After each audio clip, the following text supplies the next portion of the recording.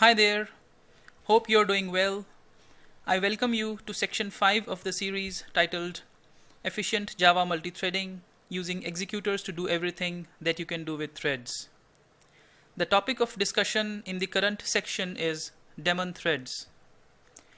Till the previous section, we have been learning various aspects of normal user threads, how to create them, name them, and returning values from them. In this section, however, we will see how to create Daemon threads using the Threads API as well as the Executors API. Now, Daemon threads are special kinds of threads that keep on running in the background and may also provide services to user threads. As the Daemon threads are service providing or background threads, so as soon as all the user threads in the application finish, the Daemon threads are no longer needed and are killed abruptly and automatically by the JVM. If you want to stop the Daemon threads before the application shuts down, you can still do that just like you stop the normal threads. We will cover various ways of stopping the threads in a later section. So the existence of Daemon threads depends upon the normal user threads.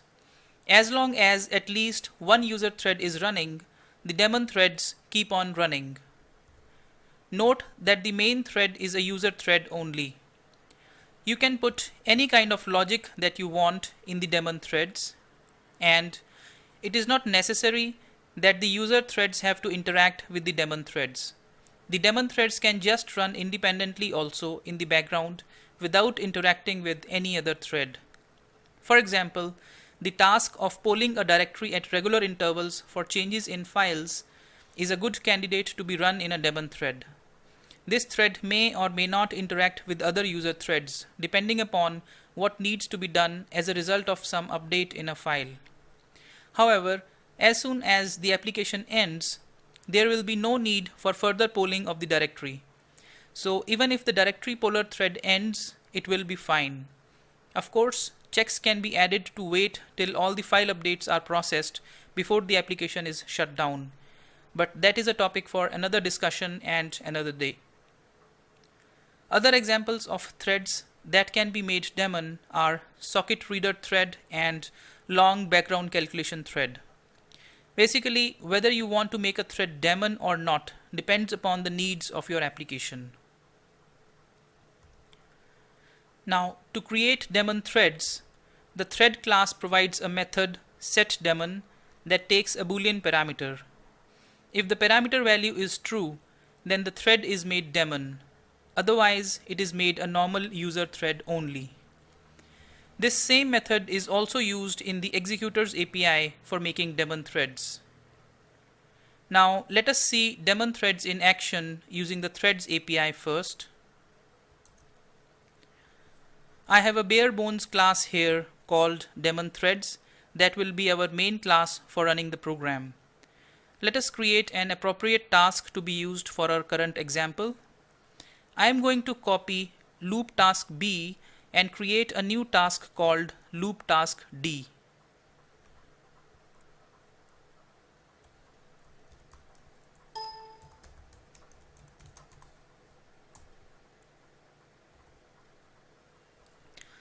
As always, let us first update its identifier.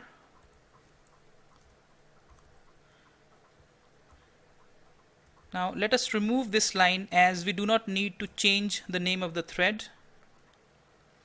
I would like to print out in the sysouts the information on whether the task is running in a user thread or a Daemon thread. For this, we need to determine the type of the thread.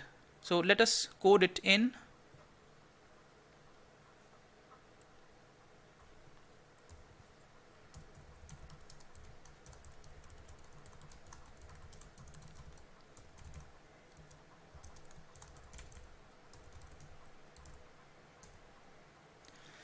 You can use the isDaemon method to determine if the thread is Daemon or not.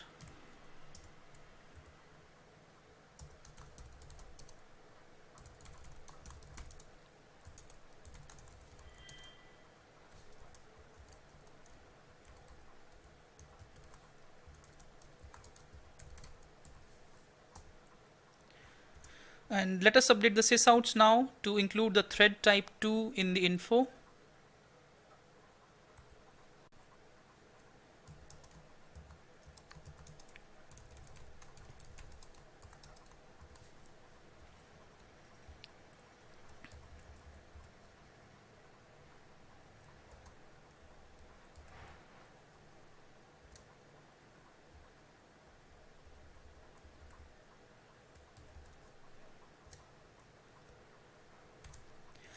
Lastly, we are going to have the sleep duration specified for the task externally.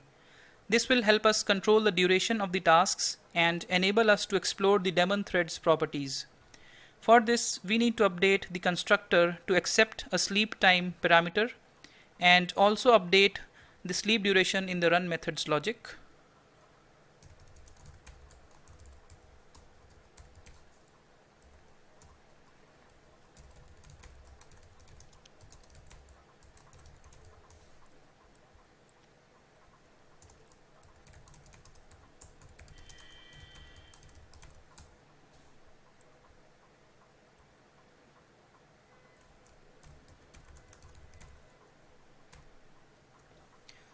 This completes our task definition.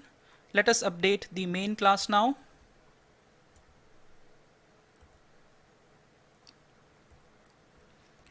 I am going to create two threads here that run an instance of loop task D each.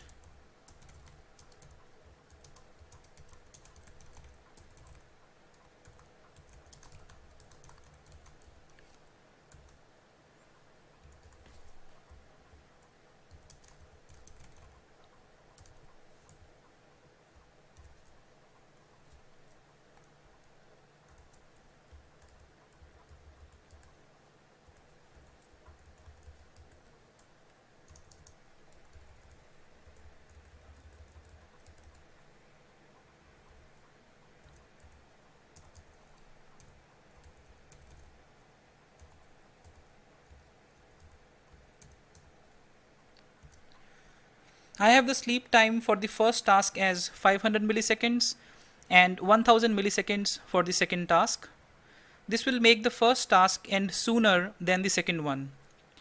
Let us make the second thread daemon by using the setDaemon method.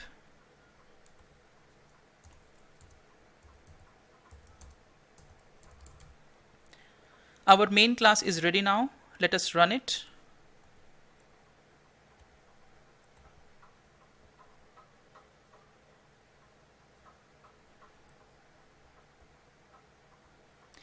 As expected, the first thread is the user thread and the second thread is a daemon. We see that thread 1 has finished its countdown and died its natural death, while thread 2 was still running when thread 1 finished. As soon as thread 1 finished, the JVM killed thread 2 abruptly and thread 2 could not finish its countdown. This is what happens to daemons anyway. Let us now make the thread 1 daemon and thread 2 a user thread.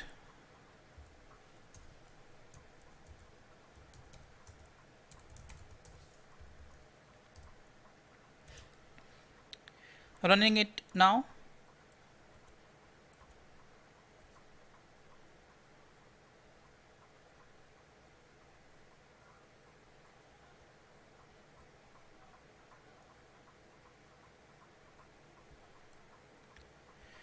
Nothing special in this output. Here the daemon thread is able to finish its countdown and finish in time before the user thread ends. So we see that both the threads have finished successfully here.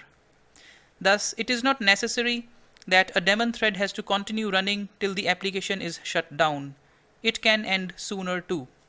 Although most of the times the daemon threads do keep on running till the application is brought down. Their logic is like that. With that, we have come to the end of this video. In the next video, we will discuss the creation of daemon threads using the Executors framework. Till then, enjoy and happy coding. Bye.